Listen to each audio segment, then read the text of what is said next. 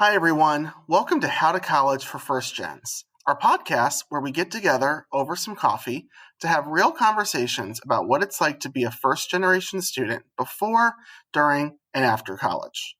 If you are a new listener, our goal as first-gen students is to share knowledge that we've gained along the way, learn a bit more about the experience from other first-gens, and hopefully help others going through some of the challenges we've experienced by sharing lessons learned from fellow first-gens. I'm Cody Daly, one of the show's co-hosts, a first-generation student living in Chicago, Illinois, whose job as a post-secondary counselor is to help and inspire the next generation of first-generation students. Beginning on Monday, May 3rd through Friday, May 7th, schools across the country will celebrate Educator Appreciation Week. Educators not only teach and support first-generation students, but many also identify as first-generation students themselves. Today, I speak with a high school senior planning to major in education, a college student finishing up her student teaching experience, and a current professional educator. Listen as we discuss teacher preparation, what exposure they had to the teaching profession, essential skills one must have to be an educator, and what is involved in the day-to-day work as an educator. Without further ado, let's get started.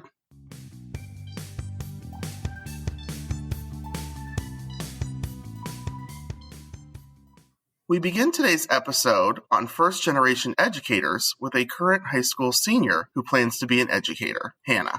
Hi, Hannah. How are you? I'm good. How are you? I'm good. Thank you so much for taking time to be on our podcast and to share your experience as a future educator. Thanks for inviting me. It's an honor. So, as I mentioned, today's episode is all about first-generation students who plan to enter the education industry. But before we get started talking about your goals academically and career-wise, I'd love to have you introduce yourself to our audience. Hi, I'm Hannah Weeks. I am a senior at Victor J. Andrew High School. Awesome. And Hannah, this is a thing I like to ask a lot of people. You know, the whole identity of being a first-generation college student. Do you remember when you learned that you were a first-generation college student, and how did you feel? I mean, I've always known that my parents never went to college, but then I learned what a first-gen student was, and I thought it was really cool to be like the first. Absolutely. It's such an honor. You know, you hear about so many firsts that happen in the world. So it's really cool that you can be a part of that.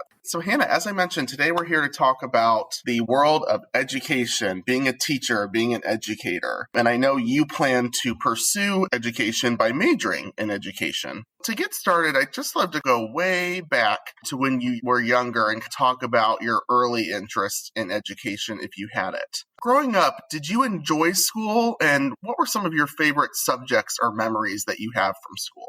I actually really loved school. I loved science classes mostly because it was the hands-on experience you get to do with science classes. You get to do fun things, you get to do projects, and I just really loved that aspect of school. Yeah, those hands-on projects and experiments are always fun, especially when the students can do them too.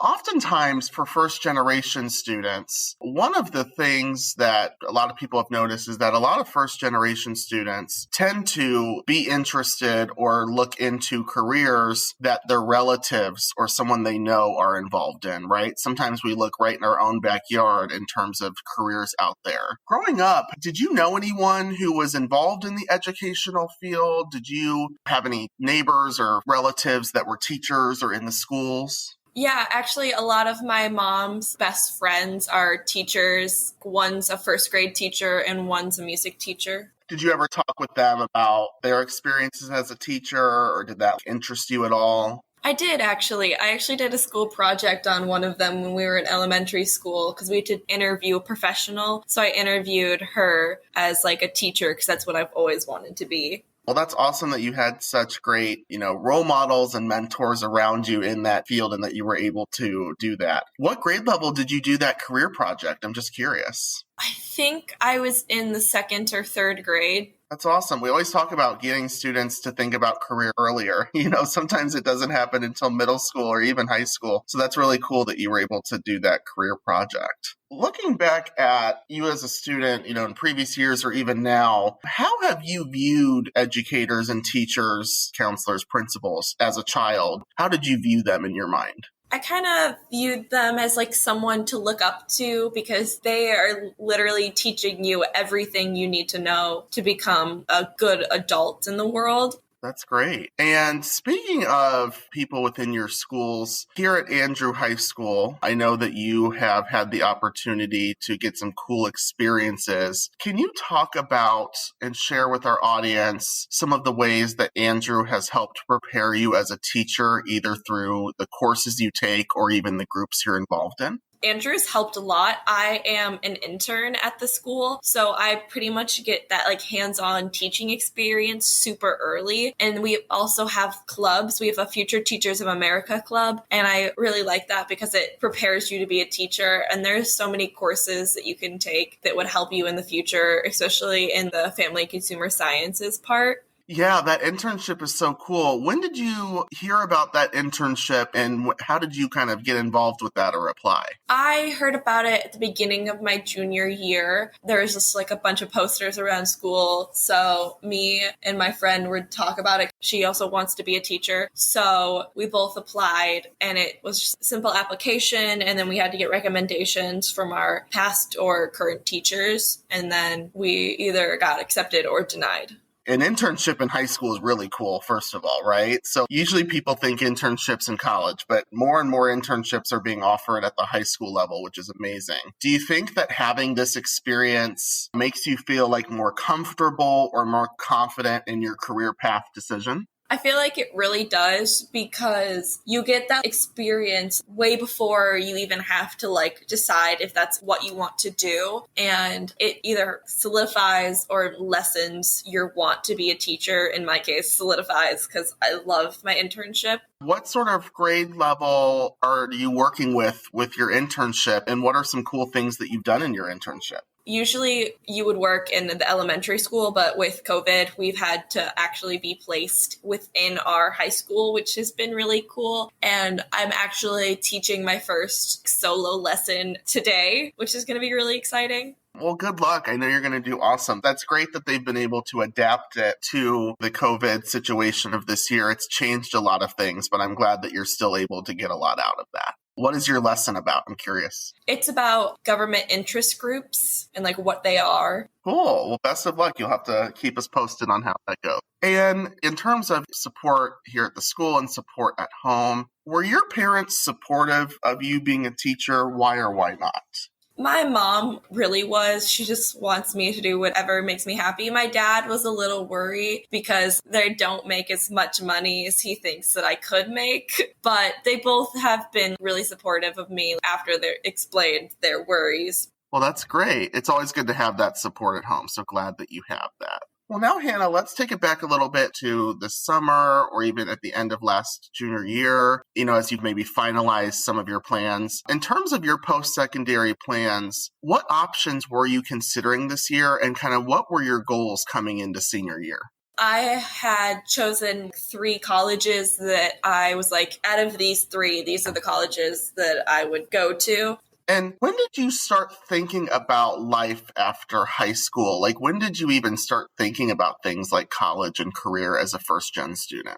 I started probably my freshman year because now I'm in high school. I want to make sure that I'm ready for my senior year and just trying to figure out what I really wanted to do. I didn't really look, but every so often I'd look up a college here and look up a college there. As a counselor, that's music to my ears because we love when students start thinking about those things even as early as freshman year. Do you think that made it easier, the fact that you've been thinking about it longer than as opposed if you thought about it, say, the summer before senior year? I think it did because I knew what I wanted to do. So it made the application process a little bit easier, especially with deciding a major. Yeah, and the fact that you narrowed it down to 3 is amazing. That's great that you were able to decide on which were the best fits for you. Now, in terms of your goals, you are wanting to work with younger children, correct? You're going to major in elementary education? Yes, I am. One thing that's sometimes common with high school students who want to be future teachers is they oftentimes might ask for advice, and luckily, you're in a building full of teachers. So did you ever ask any teachers for advice? I feel like I have just a little bit like here and there. I would be like, what was like your experience becoming a teacher? Because it's kind of interesting. A lot of teachers, teaching wasn't their first job. My 7th grade teacher was an accountant before she became our math teacher. Yeah, there's a lot of career changers out there. I've known people who've worked in the tech and business field who end up working in education, which is really, really cool. Do you remember any specific advice that teachers gave you or things that they mentioned to you? They pretty much all say that if you want to be a teacher, you have to have patience and compassion because you'll need a lot of it when you become a teacher. Yes, co-signing that for sure. That's a part of the recipe of being a good teacher. What, or who, I should say, motivated you to become a teacher in the first place? Where does that come from? I've had so many great teachers. Seeing them teach people and being able to like have people understand what they're teaching, I just think that's really cool. So I just think all of my teachers have shaped my need to be a teacher. That just goes to show the impact that education can have on someone. That's cool. So now let's talk about going into college, because you will be entering college in the fall, which I'm sure you're very excited about. Have you heard any advice about preparing for college life from college students, or how to best prepare for that transition to college? A lot of people say start packing toiletries and stuff before you think you'll need to. So you'll have like a stock saved of shampoo, conditioner, and other toiletries, which I thought was kind of funny. Yeah, and you are planning on living on campus, correct? Yeah, I plan to live on campus. And do you mind sharing where you plan to go? I planned to enroll in Illinois State University. Awesome. And here in the state of Illinois especially, that is one of the top schools for educators. So we have lots of ISU Redbirds in the building. So it's great to see you be a part of that next generation. Going a step further, going into college, obviously, much of the first year or so will be a lot of those general education courses, but then you'll get into the meat of your teaching preparation, right? And taking a lot of education courses and even doing some further internships in student teaching. What sort of experiences are you expecting to have at the college level to become a teacher? I feel like it's going to be like the student teaching is going to be like a really important part of the college process of becoming a teacher, and just taking all of those classes. It'll be really fun and exciting. How are you feeling about the student teaching experience? You probably won't do it until later in your college career, but do you feel ready for it, excited for it? I would say I'm just really excited for it because this internship is giving me like a little like fishbowl view into what being a teacher is. And I'm just really excited to do that more as student teacher. And alongside that, obviously taking your classes and getting your degree and getting your student teaching completed, that's a part of the process in college. But also part of the process is obtaining a teacher license. So just as with nursing and just as with medical and law, you have to have a license to do that career. Have you learned anything about the teacher license process, that you need to get the license in order to become a teacher? Yeah, my internship teacher, she's explained a little bit about it, how after you get your license, you don't stop there. You need to get a certain amount of credit hours to make sure you keep that license, especially in the state of Illinois. Yeah, it's funny. So it differs from state to state, which is a surprise for a lot of people. But Illinois has among, I think, the highest standards for educators. And so that's why if students go out of state, I always, encourage them to double check that their program will help them prepare for the Illinois experience, because Illinois' licensing, I think, is among the more extensive. That's really important stuff. I mean, everything else is important, but at the end of the day, if you have the degree and you have the student teaching done, but you can't get the license, you're kind of at a standstill there. So that's really, really cool. And yeah, for teachers, you do have to continue to get those credit hours and those professional development. Teaching, even becoming a teacher, is a lifelong learning process. So that's great that you mentioned that. So now let's close by talking about the profession of education. So I'd love to hear some of your thoughts about different topics. And the first is, what is your favorite part about studying to be a teacher, or what is your favorite part about working with young students in general? I love working with younger students. I've worked in the preschool at our school and just teaching them some of like the core things that people kind of take for granted, like spelling and like reading. And then watching them kind of get it is a magical experience that I feel like anyone and everybody should experience at least once in their life. Yes. I mean, talk about essential skills. Spelling, reading, learning those skills. That has to be powerful to see them pick up and hone those skills and kind of learn those. Do you mind explaining your experience with the preschool here at Andrew and how that worked? So I've taken classes, child development, where we learn about birth to preschool, and we learn all about a child's development. And then we get to work in our school's preschool and we teach them. And then we also observe them. We have like one-way glass thing that we sit on the other side so we can see them, but they can't see us. And it teaches us to observe students and their like mannerisms. Yeah. And again, wow. I mean, great experience to have that in the classroom, but then to also have that practical experience. What are some essential skills that you think are a must-haves when it comes to being a teacher? What are some skills that they pretty much have to have?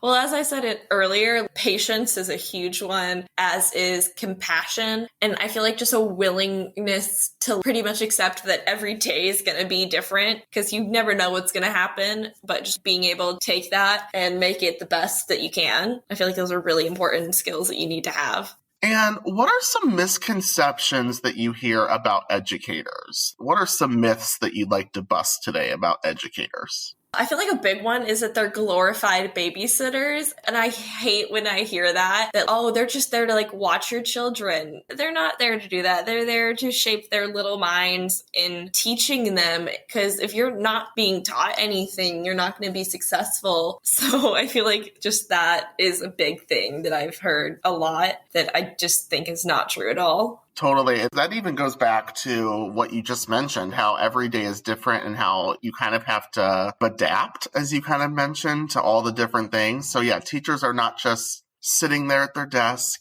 watching the students. They're actually teaching and dealing with a lot of other things that they have to do as well. This is kind of a deeper question, but what do you believe is the impact that teachers can have on our society as a whole? I think they have such a huge impact because they're seeing these children at such an important stage of their life, and they can really change a person's view of the world and how it works. So I think that teachers are super important in shaping our world, especially for the future.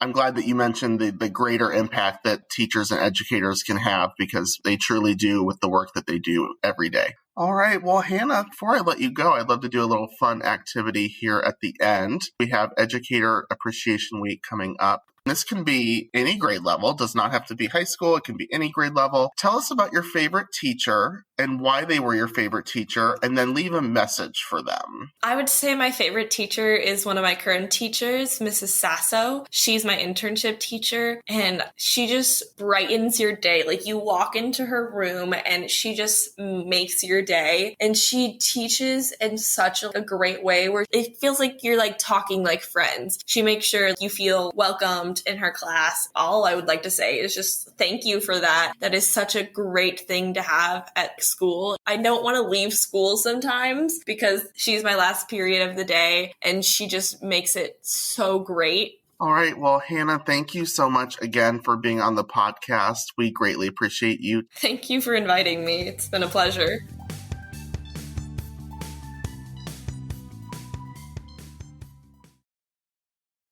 We continue our conversation with first-gen educators with a soon-to-be college graduate, Kalia. Hi, Kalia. How are you? Hi, Cody. I'm good. Thank you so much for being here and for being on our podcast. We're super excited to have you here and to share your experience as a future first-gen educator. I'm super, super excited to be here. I was like, oh my gosh, I'm going to be on a podcast. This is so exciting.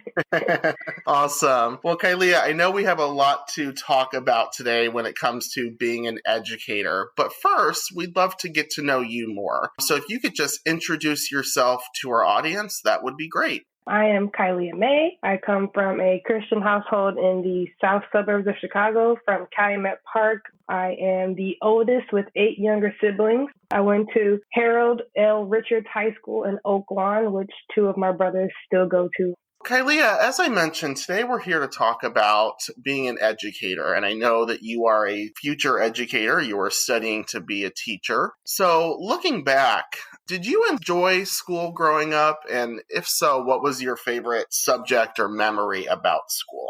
I loved school growing up, but mainly because it was my one time to be around kids my age. My siblings are all at least a 6-year age gap from me to them. So even though I love them and I love hanging out with them, we're not on the same age level. We're not relating to the same things all the time. So school was the one time I was like, yes, I get to be around kids my own age. We get to talk about stuff. That was what I loved about school. I loved being able to talk because I'm a social butterfly. I love talking. I love meeting new people and learning about new people. My favorite subject was math. That was my thing. I was like, I'm good at it. It makes sense. I helped my friends with it. Math, that was my thing. And growing up, did you ever want to be a teacher, like even as a kid, or did you ever think about being a teacher or anything of that nature? Yeah, it's actually pretty funny because when I was a kid, I want to be a teacher. It seems easy. All they do is just print out worksheets and they have the answer keys. So yeah, I'll just be a teacher. That's what I said when I was a kid. Then I did internships and got more into it. And I was like, yes, this is my path. I always found myself with my little cousins and my little siblings doing things and playing around with them. I was like, it seems that I like to be around children. So maybe I should probably stick to this teacher thing. Were your parents supportive of you being a teacher? My mom and her side of the family were very supportive, mostly because there were a lot of teachers on my mom's side of the family. So it's like, if you weren't supportive, it's like what you're saying about me, because there's a bunch of teachers over there. I just think that my mom was just proud that I found something that I was passionate about. She didn't really care what it was, but she saw that I was striving towards something that I actually cared about. And I think that's why she was so supportive of me. She found other teachers and reached out to them, and she was finding out about college and just going the whole 9 yards to help me as much as she could, considering that she did not go to college. She wanted to make sure that she could do everything she could to make sure that I achieved my goal, which was to become a teacher. My dad was not so supportive. He was happy that I was going to college. He was, yes, go get a degree, but he wanted me to do something that would make more money. He wanted me to bring home the bacon. He was like, you sure you want to be a teacher? You know, they don't really make that much. And I'm like, well, I'm not in it for the money. If I was in it for the money, then I would be doing something crazy. But I care about kids. I want to help the children. I'm very passionate about my craft. I'm not just doing it to get dollars and cents. That's not what I'm worried about. I want to help kids. Well, that's actually a perfect segue into our next topic, which is, how you got here to your college and university. When you were thinking about college and what schools to apply to and various things, one of the interesting things about being a future educator is that when you're in high school, you're surrounded by educators. And so you're kind of surrounded by people who have gone through this process already. Did you ever reach out to any teachers for advice on going to college or going to college to be a teacher or just simply being a teacher? And if so, what did they say? I reached out to a couple people. Well, not necessarily like reached out. I was already in constant contact with them. My child development teacher, Miss Rekowitz, I had her pretty much 3 out of my 4 years of high school. So she knew how to teach the preschoolers and also how to teach the high schoolers, which I thought was really cool. And we talked a lot about teaching and what it means to be a teacher. She helped mold me into the basic foundations of teaching because that's where I learned that I actually really, really wanted to be a teacher. So she taught me a lot about college. And she, in fact, told me about Golden Apple, which I had no idea about. I was like, what the heck is a Golden Apple? And Golden Apple helped me a lot financially, for sure, and also helped me learn more about different issues that I probably would not have thought about had I just went to college and didn't have that extra support that focused on teaching and teaching in diverse communities. So I really appreciated that help from her because I may not have even went to Illinois State University had I not gotten the Golden Apple Scholarship because that financial support was amazing. And you mentioned that you are a Golden Apple Scholar, which is an amazing program for students here in Illinois. Can you briefly describe in your own words what the Golden Apple Scholarship program is all about? I honestly think that it's something that should be more than just a scholarship opportunity. I feel like it's the type of program that like every teacher needs, especially if they intend to teach in diverse communities or low income communities, because it really helps you learn about inclusivity and diversity and trauma and all that stuff. I was like, I did not know there was so much until I got there. Sometimes I'm sitting next to my peers at ISU and they're just unaware of this other stuff that goes into teaching. And I'm like, oh my gosh, you guys are going to be in culture shock when you get into your classroom. There's so much more that you should know about your students, especially if you think that you're going to come into these urban settings and just take over, just do what you need to do. You got to know how to build relationships with these children, and Golden Apple helps you do that. I know with Golden Apple, there are some commitments to some summer professional development and some summer programs. Can you either talk about what some of those experiences have been like, or maybe some of your favorite things you've done in those summer programs? With Golden Apple, there is a summer internship every summer. It used to be before you started the next school year, but they changed it because of, 2017? There was something going on in the government where they were a little bit delayed on the money, so they kind of rearranged how they had it set up. So now the summer internships are the year after your school year. So your first summer internship is after your first year of college, but something like that. I'm not 100% sure, but I'm pretty sure that's how it works now. And for the first 3 years, it's about a month-long internship. And pre-COVID, we would actually go to a campus and stay at the dorms and have full experience. They'll get to meet with awesome educators. They have guest speakers. There's also a peer group, like other Golden Apple scholars that are in the same level that you're at. And you do like reflection meetings where you talk about what you have learned and learn more about other scholars. And they also have older scholars that help us and mentor us during that month. At your last summer internship, like the fourth one, it's normally about a 2-week internship instead of a full month, that we are supposed to really be hitting hard on how to get you into the classroom and help prepare you for your first year of teaching on your own. But honestly, I feel like the whole experience really helps you figure out how to teach and how to teach on your own. They help out with resumes. They help out with the job search.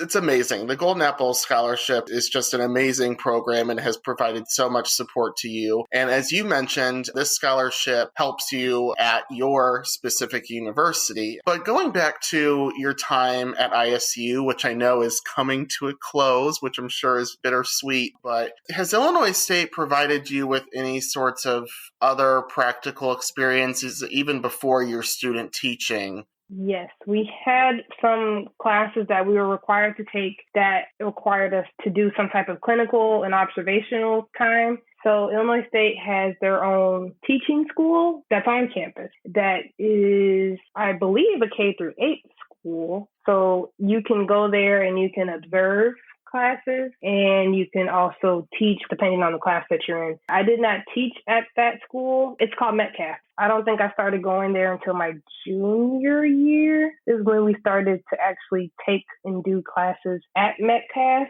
And that was a really good experience to just really get in there, because they can teach you and talk to you about teaching, but until you actually get in there with the kids, not the same. Experience with the children is the most learning experience. They can talk to you all day about this, and the third, but really getting in there with the kids is where the real learning happens, I feel.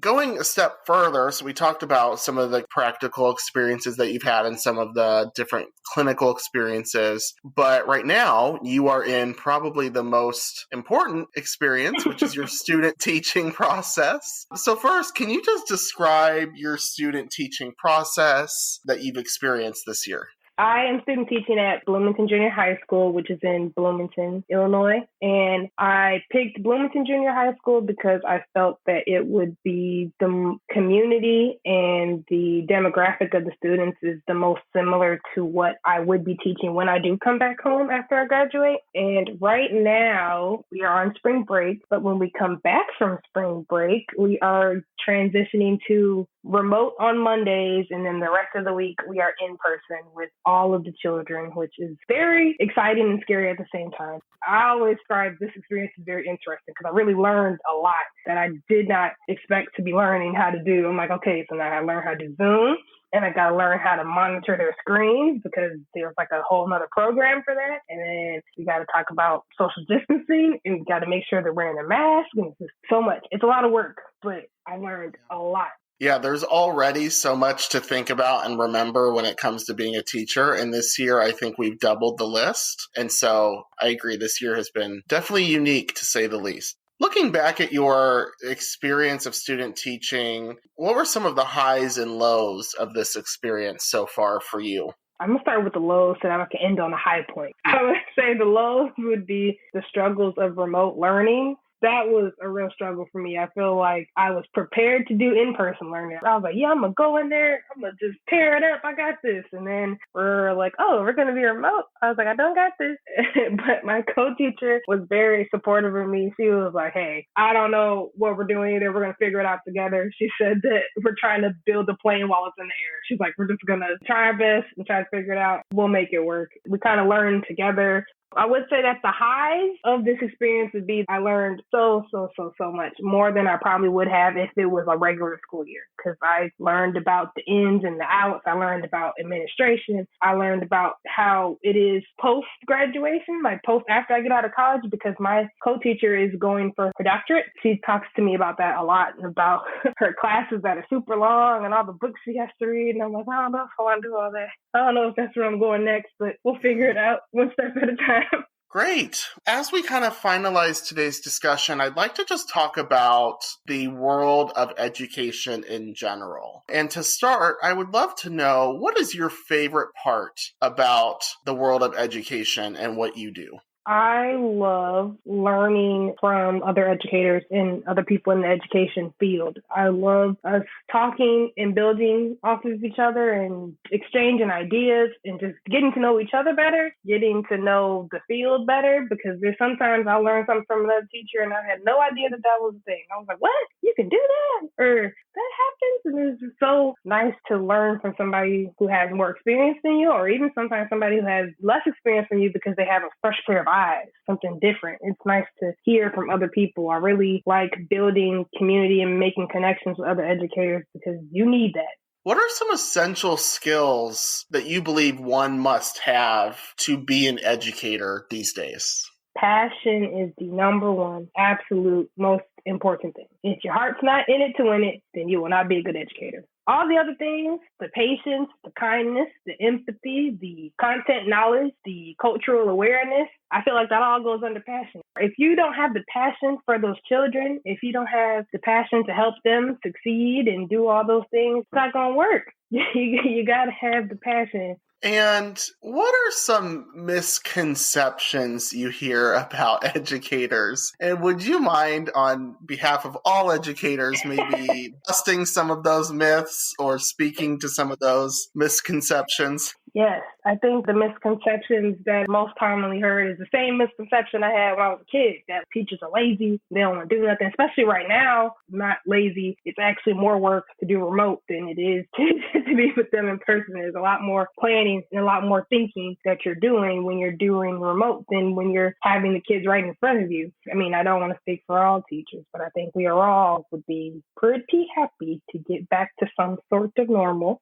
To close on this conversation about the career of education in general, I'm curious, what do you think is the impact that you believe educators can have on our society as a whole? I believe that educators have a major impact on society. I feel like they can make or break the society, honestly. Educators are with students almost more than parents are with their own children for 12 years of their life. That's a long amount of time to be with children. Now, they might not be with the same teacher for all that time, but they're with educators for that time. And I'm aware that educators are not the parents, but they are prominent adult figures in their children's life consistently. Not all the teachers might not have the same beliefs or the same teaching styles or the same teaching mechanisms, but those educators are molding those kids in some sort of way. They are lighting the light bulb or not lighting the light bulb or unscrewing it for those 12 years. And I think that educators play such an important role in students' life that they sometimes might not even know. On Golden Apple, we have our summer internships, and in the morning, we would go to our clinicals, and I would say it's a beautiful day to change lives, because that's what we're trying to do. I completely agree. And I've always said that, as a counselor, I find that so many kids these days just need someone who believes in them. If I can be that person in their lives, I'd be happy to do that. And again, like you said, you might not even be aware of the impact you have on the students necessarily, or maybe to what level, but teachers do have a great impact on students as a whole. So Kalia, to close today, I'd love to have you think back on who your favorite teacher was growing up, why they were your favorite teacher, and maybe a message you would like to leave from them now as you're about to enter the profession. I would say my favorite teacher was the first teacher who I really actually genuinely enjoyed my time with them.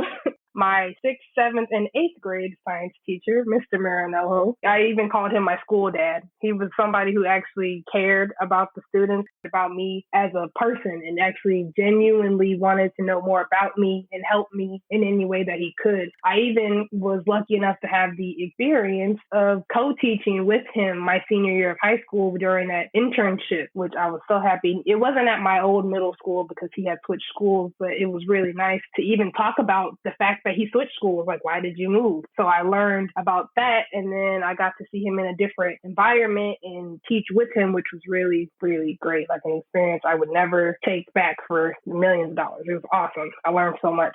I think if I could say anything to him, I would say, I hope that you're still doing great. And I hope that you still have the same passion that you had when you taught me. And I hope you're still using those same skills with the students that you have. And I hope your children are doing great because I see them on Facebook sometimes. I hope that they are just thriving, and hopefully I'll see him soon. That's super special. What a great connection. Well, thank you so much, Kalia. This was an amazing interview. I'm so thankful and grateful to have you on the podcast here today. Thank you for having me. I thought this was amazing.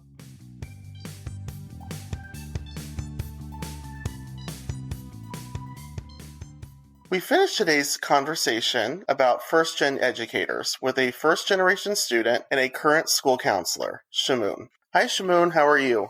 Hi, Cody. I'm doing well. Thank you. So, Shamoon, as I mentioned, today's episode is all about educators, and specifically first-generation educators. But before we get started, I'd like to have you introduce yourself to our audience. Sure. I am, again, Shamoon Ibrahimi. I am a male, cisgender, Assyrian American. Was born in the Middle East and lived in Germany for a little while as a refugee, and then came to the United States. Grew up in a small town called New Britain, Connecticut. Probably the best experiences I've ever had and shaped a lot of my future. But I am here for the majority of my life in the Chicago area. And you yourself are an educator. I know that you've worked in a couple different capacities with different schools. Looking back at your early life, in terms of your exposure to education, did you enjoy school growing up? Growing up, I would say I was in school in different phases in different locations. So if I could go way far back, a 4, 5, 6-year-old kid growing up, going to school in Iran, I did not particularly enjoy that experience. I was a child who was a minority in a predominantly majority different religion, if you will. And then I went to a school that wasn't ideal for me. I was one of the most different kids in that experience, in that environment at the time. And I got bullied at times, and the experience wasn't the ideal. It wasn't pleasant. So I did not necessarily enjoy it overseas. Then I lived in Germany for a couple of years, and it got a little bit better, but I still always felt out of place, still learning the language. It wasn't my native tongue. And then that was just always learning on the go and feeling behind. And then when we finally came to the United States, when I was a kid, I would say in the beginning it was harder. I was an ELL kid. I didn't know a lick of English. I had to learn another language in a very short span of time. Again, that was tough. And along the way, I made a lot of mistakes and then eventually learned from them. It got a little bit better as I got older, and then it got to a point where I really started enjoying school. I ended up being the type of kid that didn't really want to miss school, and not just necessarily for the academic piece, but obviously mostly the social piece. It was my escape. It was my opportunity to have fun and laugh and joke and just make memories with my friends, and it turned out to be one of the most special times of my life.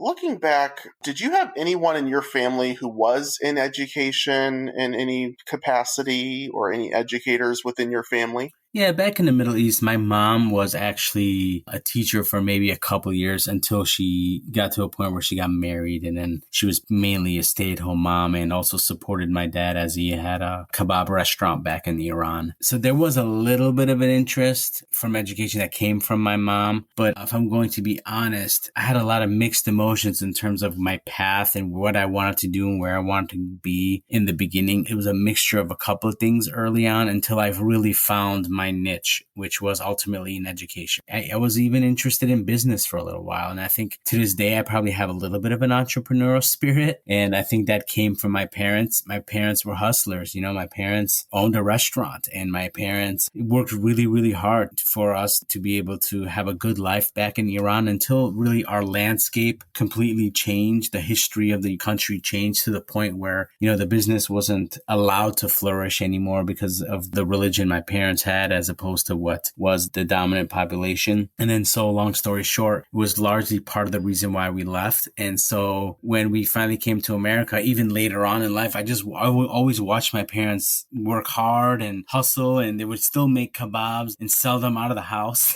And so I always watched that, and I was intrigued by that type of lifestyle too. So it was partly influenced, like education was partly an influence, but also entrepreneurship was too. I know you said you were kind of conflicted on your path in terms of the education field. And I'm curious, overall, were your parents supportive of your choice to go into the education industry? Let's be honest here. I think in the very beginning, my parents really wanted me probably to be a doctor and or a lawyer. Go figure. You probably heard that everywhere at some point, right? And then we narrowed it down a little bit to being an eye doctor. So I looked into that for a little bit. That didn't last too long. I was like, we had a heart to heart. I'm like, Mom, Dad, you know, I appreciate it. I know it looks really good on paper. And I know it's very, very easy to be proud of your child when they go into law and or medicine, but it's just not me. I just know what's me and that's not it. So then I had an interest in education because I had a good relationship with my counselor in high school. And that person really helped me quite a bit to get prepared and go on to the next phase of my life. So I was intrigued by his job. I'm not going to lie, even as early as junior, senior year. But I kind of put it in the back of my mind. And then what was at the forefront at the time, right before I left for senior year, was probably getting into marketing. So I attended the University of Connecticut and I was an undecided major technically. And then I had to apply to the business school and I was able to do that. After that first year, I got in, but then I quickly got kicked out because I didn't do so well in some of the business courses. So I considered it one of my first failures in life that really, I think, was a meaningful failure. In fact, my message to everyone is that if you're young, you're trying to find yourself and you fail, let that be just an experience where you can ask yourself, okay, what is this teaching me? What am I trying to learn from this experience? Don't let that failure to bring you down, but let that propel you into something else. Then I started really studying sociology because I knew that in order to be a school counselor, you had to have a master's later on in life. So you needed to have some kind of undergraduate major such as human and family development or sociology or psychology. And I picked sociology. I went a little bit further into sociology and I'm really glad I did because that was really the foundation to a lot of the equity work I ended up doing later on in life and currently doing right now. So I go in that direction. I graduate from the University of Connecticut, get my sociology bachelor's degree, eventually went to graduate school for sociology as well, and then school counseling, and then now educational leadership.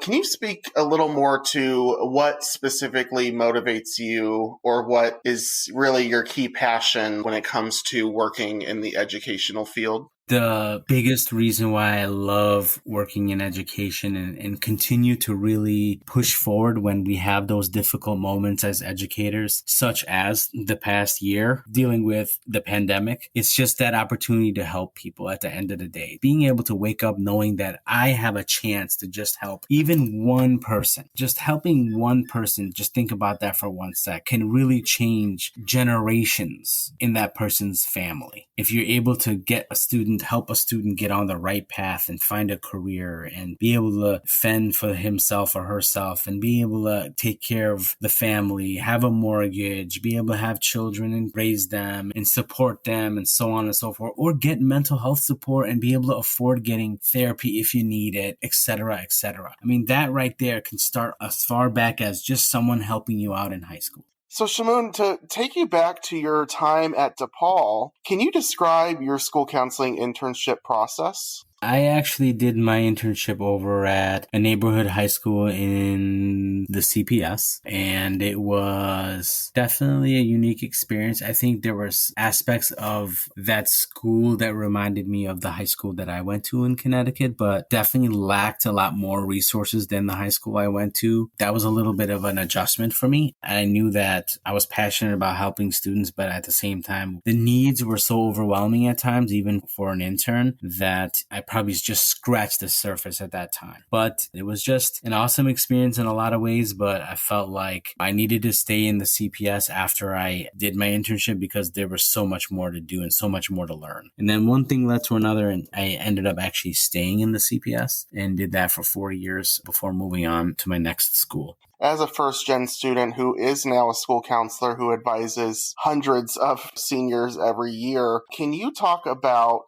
tips or lessons learned that you learned specifically from your experience that you'd like to share with our first-gen audience? Yes, I do, actually. Thank you so much for asking that question. I would say for all the young people out there who are trying to find themselves, trying to figure something out, maybe have some interest, let's say, in what they want to do in terms of a career, or maybe just have no idea what they want to do. My number one advice to all of you is to get as many career experiences as possible from your freshman year to your senior year and make the most informed decision about your life after high school, your senior year, based on all those experiences. Let me give you an example. Let's say you want to be a nurse because perhaps you value helping others. Perhaps it's because you have an interest in the healthcare world. Okay, great. Now you know that as early as freshman year, you have some initial interest in this career. Okay, great. Take your field trips to the hospitals. Take as many classes as possible as you can as it relates to nursing. Maybe it's an anatomy class. Maybe it's an early childhood development class. Perhaps it's a healthcare careers class. And then if you can, if your school has this opportunity, take advantage of an internship where you actually spend some time shadowing and working with nurses. Maybe during the summers, you can attend some kind of a healthcare camp, or maybe even visit colleges and specifically those nursing programs with those colleges. Maybe you could find as many nurses that you possibly can and really interview them and ask them, and find a mentor, maybe a mentor who is a nurse, and ask as many questions as possible. That's awesome. Transitioning to your role as a counselor, let's talk more about your professional career, the thing that you do every day. Can you start by describing your role as a school counselor?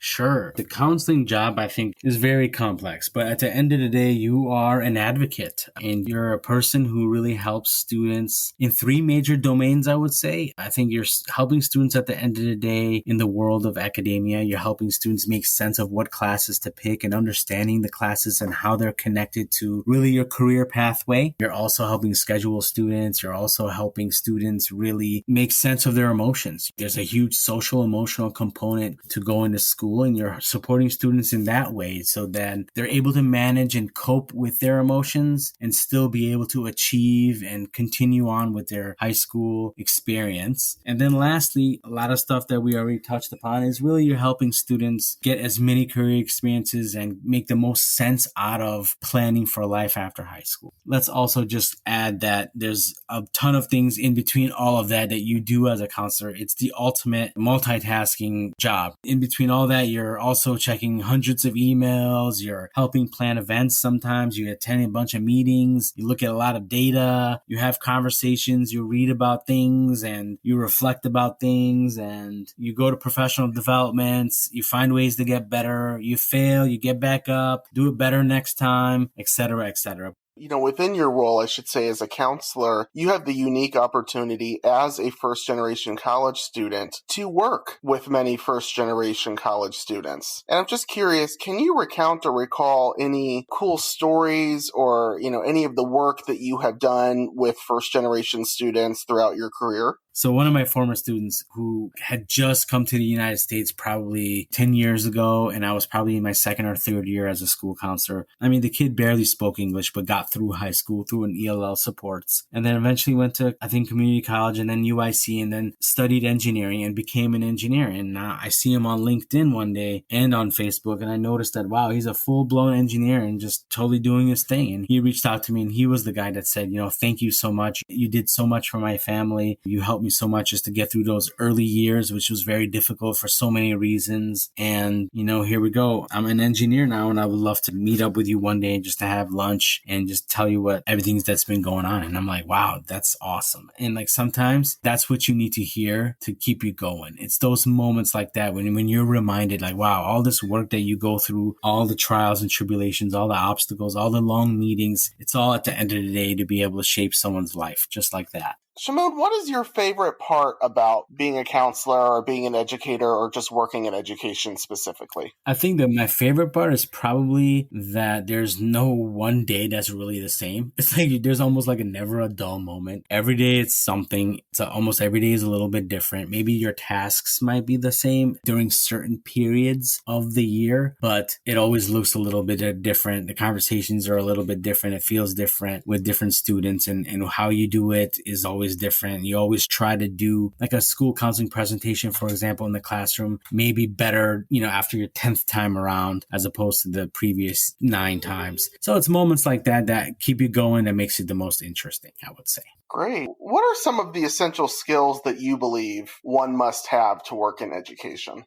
First and foremost, I definitely think you have to be able to multitask, specifically to be a school counselor for sure. But I mean, even an educator, like a teacher too, of course, even an administrator. But in general, definitely learn how to multitask, as difficult as that may be. You have to multitask. And it's not ideal for everybody, and I totally get it. I don't love to multitask, but I do it, and I know that I have to do it in order to be able to be efficient with my job. That's number one. Number two, it kind of is connected to that. You have to be really organized, I think. Having a nice note-taking system or calendar appointment system really, really goes a long way. Just be able to walk into your day, maybe even looking at your day actually the night before you go to bed, and seeing what you have from 7:30 to 3:30 every day in terms of your meetings, your agenda items, so on and so forth, and just preparing mentally for that goes a long way. So that for sure. Tech skills really go a long way. It could be taught, of course, and you don't necessarily have to be an expert, but the quicker you can get acclimated to all the evolving natures of technology, the better I think your efficiency becomes. And then lastly, the one thing that you have to have, you must have, and it cannot be taught. You either have it or you don't. And that's really at the end of the day, the desire to care, to really, really have a genuine interest in helping people. You have to have that, because in your darkest of times, in the busiest of times, you're going to want to quit. And you have to remind yourself in that moment that you are doing this because you're trying to help people.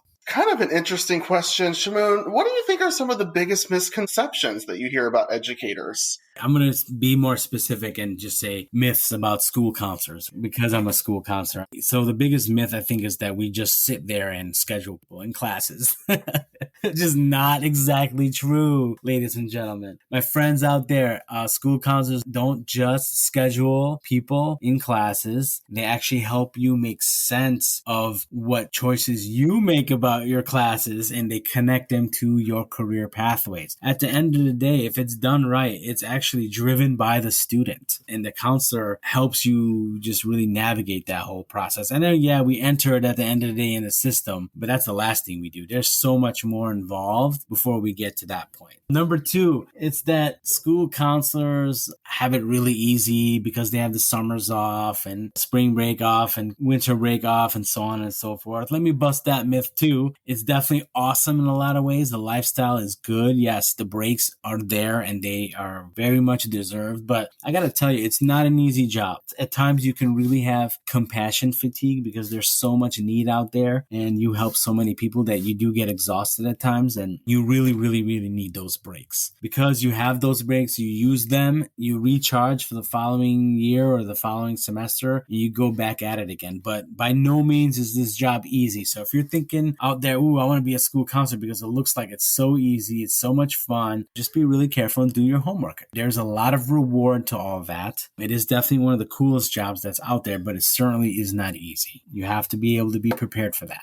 All right. Well, Shamoon, as we wrap up, I just wanted to thank you again for sharing your experiences and your tips with our audience. To close, I'd actually love for you to maybe tell us about a favorite teacher or a favorite educator that you had growing up, why they were your favorite, and then a brief message. If she's out there right now, I don't know if she's listening, and she may or may not know it, but I feel like I told her quite a bit when I was in 7th grade. She's one of the people I will always remember. Her name was Mrs. Nichols. She was my 7th grade teacher at Roosevelt Middle School in New Britain, Connecticut. She was one of the first teachers that I could say that I truly, truly remembered and really taught me quite a bit as a young man. And she just had a great way of teaching and making it fun, making it interesting, but being honest and giving you constructive criticism when you needed it without making you feel awful about it. But just at the same time, really challenging you and really helping you grow and have this desire to just keep on going, even when you stumble. And that was starting to take its form for me as early as 7th grade. So I got to thank Mrs. Nichols for that. I've had so many awesome teachers after that, and I'm really grateful for many people in not only the high school setting, but even beyond. Even as recently as graduate school, Dr. Nelson, if you're out there, she's one of the most amazing human beings I've met and a wonderful, wonderful professor and mentor really for my internship program. And that is as recent as this past year and a half. Those were the ones that I would say stuck out the most over the last 20, 30 years or so.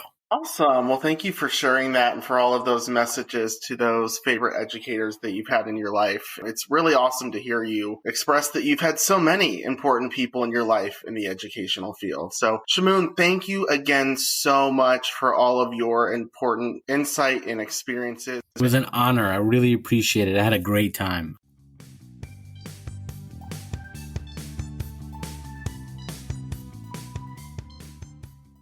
Thanks again to today's guests, Hannah, Kailia, and Shamoon, for sharing their stories and experiences with our audience. And thank you for tuning in to How to College for First Gens. As you can gather from this episode, educators play a huge role not only in schools, but also in the lives of others. Hopefully, for you as a listener, this episode shed some light on what it truly means to be an educator. Perhaps it even sparked you to consider becoming a teacher or influenced your view of educators. Who knows? Maybe one day you will be teaching and having an impact on a student just like you. As always, you can find us online at howtocollegefirstgen.org if you have any questions or feedback, as we want to hear what you think, what you're struggling with, and how we can help. If you prefer to reach us on social media, you can find us at howtocollegefirstgen on Instagram and Facebook, and HTC First Gen on Twitter. Remember, you are not alone in this journey. Until next time.